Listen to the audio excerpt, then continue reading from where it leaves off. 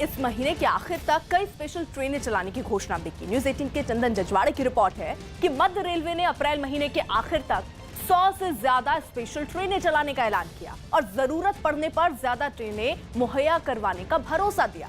साथ ही रेलवे ने लोगों ने संयम बरतने की अपील भी रेलवे ने की है और साफ किया कि महाराष्ट्र में लॉकडाउन की संभावनाओं के बीच ट्रेनें बंद नहीं होंगी। बताया गया कि महाराष्ट्र से जितनी भी ट्रेनें उत्तर भारत के लिए चल रही हैं वो 100% क्षमता के साथ चल रही हैं। ट्रेन ही नहीं बल्कि बसों से भी लोग अपने घरों की ओर निकल पड़े हैं, जिसकी एक तस्वीर दिल्ली के पास हरियाणा के गुरुग्राम से सामने आई। हालांकि राज्य सरकार ने लॉकडाउन नहीं लगाने की बात कही, लेकिन बाकी कई राज्यों की तरह वहां भी नाइट कर्फ्यू लगा है, जिसके बाद गुरुग्राम में दूसरे राज्यों से आए मजदूर घबरा गए और वो अपने गांव लौटने लगे। वहां से आई एक तस्वीर में एक बस अड्डे पर लोगों की भारी भीड़ दिखाई दी। छोटे छोटे बच्चे, महिलाएं और बुजुर्ग भी कड़ी धूप में खड़े होकर बस की टिकट मिलने का इंतजार करते दिखाई दिए। कर्फ्यू लगे उसके वजह से काम भी बंद हो गया है, तो हमारा कंपनी भी बोल दिया है जो अपना देख लो। कुछ लोगों में डर का ऐसा माहौल दिखा कि वो तो अपना पूरा सामान ही बांधकर बस अड्डे पहुंच गए। इस बीच प्रशासन ने लोगों को ना घबराने की सलाह दी। अभी कोई लॉकडाउन की ऐसे कोई स्थिति नहीं है। अभी नाइट कर्फ्यू ही सरकार ने लगाया है, रात को 9 बजे से लेकर सुबह 5 बजे तक का। जो मजदूर गुरुग्राम से लौट रहे हैं उनमें ज्यादातर या तो यूपी के हैं या फिर बिहार के। पश्चिम बंगाल के उत्तर 24 परगना से चौंका देने वाला एक वीडियो सामने आया, जिसमें कुछ लोगों ने एक व्यापारी के घर पर बम फेंके। इस घटना के सामने आने के बाद पुलिस इस मामले की जांच में जुट गई, क्योंकि जो सीसीटीवी फुटेज सामने आई उसमें कुछ लोग व्यापारी के घर के बाहर बम फेंकते नजर आए।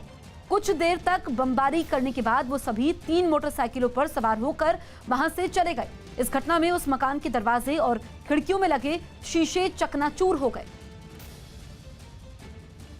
चुनाव आयोग के 24 घंटे के बैन के विरोध में ममता बनर्जी ने 3 घंटे का धरना दिया। कोलकाता में गांधी मूर्ति के पास ममता बनर्जी सुबह 11:30 बजे धरने के लिए पहुंच गई और जहां वो धरने पर बैठी वहां ना तो टीएमसी का कोई बैनर दिखा, न कोई झंडे दिखे, ना ही कार्यकर्ताओं की भीड़, ना ही चुनाव आयोग के विरोध में नारे वाले कोई पोस्टर और ना ही नारों का कोई शोर। यहाँ तक कि मीडिया के कैमरों को भी ममता बनर्जी से काफी दूर रोक दिया गया। यहाँ पर आप देख सकते हैं कि पश्चिम बंगाल की मुख्यमंत्री ममता बनर्जी पहुँच गई है धरना स्थल पर।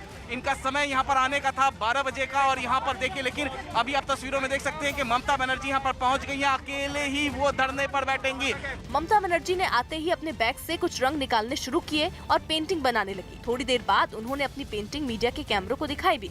करीब 3 घंटे के बाद अचानक ममता बनर्जी ने हाथ जोड़कर मीडिया कर्मियों को नमस्ते किया। ये ममता का धरना खत्म होने का इशारा था, जिसके बाद सुरक्षा कर्मी उनकी व्हीलचेयर को रैंप के जरिए कार तक ले जाने लगे। सबको नमस्ते किया और उसके बाद आप देख सकते हैं कि ममता बनर्जी यहाँ से निकल गई हैं। हालांकि बीजेपी को उनका ये धरना केवल सहानुभूति बटोरने का पैतरा भर ही लगा। अब सिंपैथी बटोरने से कोई चुनाव बच नहीं पाएगा। बंगाल की जनता इनको बहुत अच्छे तरीके से 10 साल में पहचान चुकी है। कूच बिहार की घटना के बाद ममता बनर्जी ने एक विवादित बयान दिया था। उसी बयान पर कार्रवाई करते हुए चुनाव आयोग ने 24 घंटे के लिए उनके प्रचार करने पर रोक लगाई थी। ज्वाला गुट्टा की शादी की तारीख तय हो गई। बैडमिंटन खिलाड़ी ज्वाला गुट्टा 22 अप्रैल को शादी करेंगी। इसकी जानकारी उन्होंने सोशल मीडिया के जरिए दी। वो अभिनेता और निर्देशक विष्णु विशाल के साथ शादी करेंगी। उत्तर प्रदेश में कोरोना के हालात पर चिंता जताने वाली योगी आदित्यनाथ की मंत्री की चिट्ठी पर घमासान मच गया।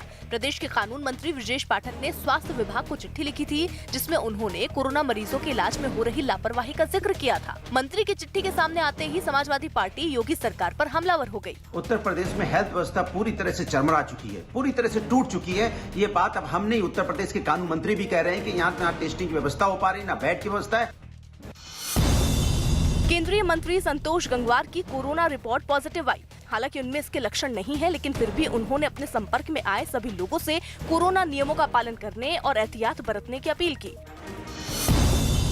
मुंबई में कोरोना के बढ़ते मामलों के बाद जांच के लिए बनाए गए सेंटर्स पर लोगों की लंबी लाइनें लगनी शुरू हो गईं। हालांकि हैरानी की बात तो ये रही कि वहां पर कोरोना नियमों का पालन सही तरीके से होता नहीं दिखा।